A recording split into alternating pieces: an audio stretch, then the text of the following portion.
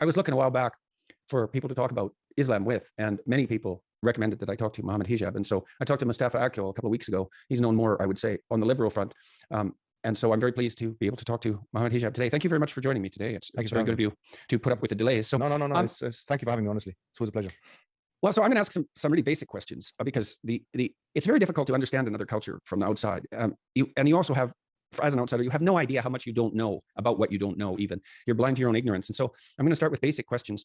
I wouldn't say that I have a tangible understanding of Islam. I mean, I have some understanding of Christianity. I've been able to get the sense of Christianity at a reasonably deep level, I would say, at least compared to other things I know. And I've kind of felt the same way about certain aspects of Buddhism and Taoism. But as a religious system, a system of thought, Islam has remained relatively opaque to me, despite the fact that I've done a reasonable amount of historical reading. And so what is it in terms of practice and belief that are absolutely core, as far as you're concerned, to practicing the Islamic faith? Well, the first thing is, I think we should start with the bare bones basics. And the bare bones basics is first to say that we believe in God. And the kind of God we believe in is one God, worthy of worship. In fact, the Quran makes a series of arguments, rational arguments, for why we believe in the type of God that we believe in.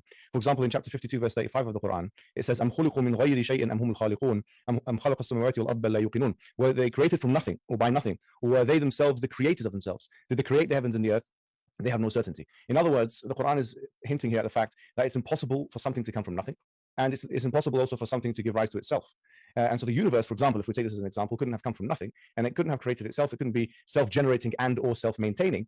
And there can't be a world, in fact, the Quran would indicate, there cannot be a world with only dependent things that require other things in order to exist ad infinitum. And so what is required outside of the series of dependent things is something which is independent, which all things depend upon, and which itself depends upon nothing.